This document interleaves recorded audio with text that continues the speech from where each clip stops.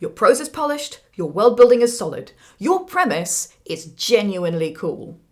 So why does something feel flat? I've interviewed top writers, anthology editors, and magazine editors, and studied with award-winning authors, so let me tell you the most common culprit. The chances are you forgot about theme. Sure, your story explores a cool idea, but it's not about anything.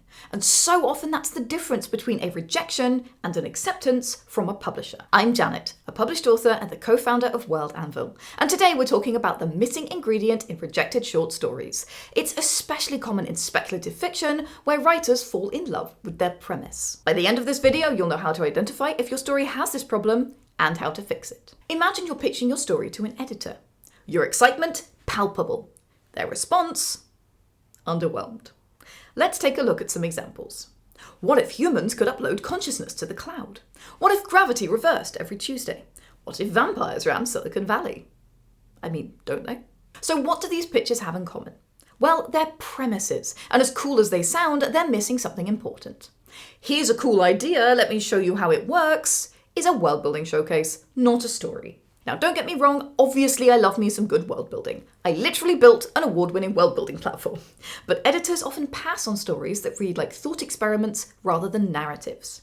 If characters exist only as vehicles for your big idea, there's no emotional response other than, neat. So why is this such a trap for speculative fiction writers?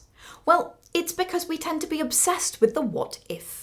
When that happens, our cool premise dominates instead of creating a space to explore deeper meaning. But don't worry if you've fallen into this trap, because here's how to spot it and a checklist to fix it. Let's start with a definition.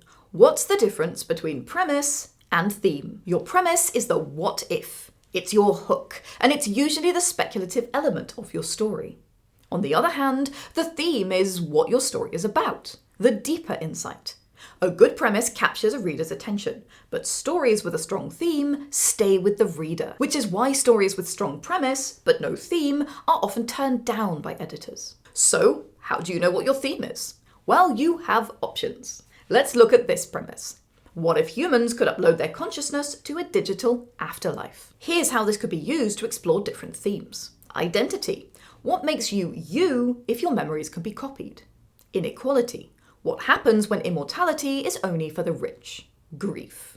How do we say goodbye when the dead never really leave? And change. How can we grow as people if we're frozen in digital amber? In these examples, and I'm sure you can think of many more, the hook remains the same, but what the stories are about is really different. An example of this is the TV show Upload and the Krakoan era of X-Men comics, which explored the same premise in different ways because they focused on different themes. But what if you've already written your story?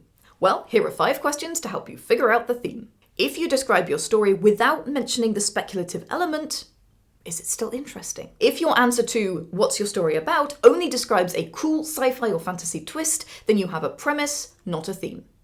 To fix this, ask yourself why this premise is so interesting, just like we did before. What's the deeper question below what if? It's okay if you don't know the answer to that deeper question. In fact, sometimes the best themes ask questions that can't be definitively answered. Is your theme a question or a message? Sometimes writers avoid themes because they conflate them with preachy messages or moralizing. And beginner writers often end up with something resembling an after-school special. The fix here is reframe your answers as questions and let readers draw their own conclusions. Technology is bad is an example. Change it to what do we lose when we prioritize convenience, and suddenly this is a question worth thinking about. Are you trying to explore too many themes at once? Short stories have room for one central thematic question. When your story is about too many things, it ends up being about nothing. The fix? Pick your most important theme and let the others be secondary or cut them away entirely. Does your premise and world building support your theme, or is it the other way around? When your theme is secondary, it can feel bolted on, with characters spouting thematic material randomly in out-of-place dialogue.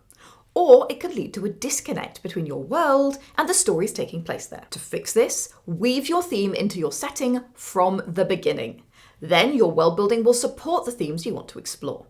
The World Anvil meta is a great place to work this out. You can check out this video to learn more about how to start world building in a way that plants the seeds for amazing stories right into the foundation of your world. And of course, Does your protagonist have a thematic arc or just a plot arc?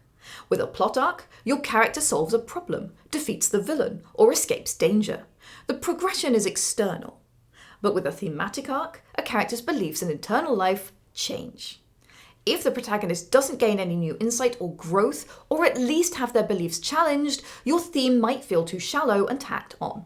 Too often though, the story doesn't resolve, it just ends. One way to fix this is to give your protagonist a belief that the plot will challenge.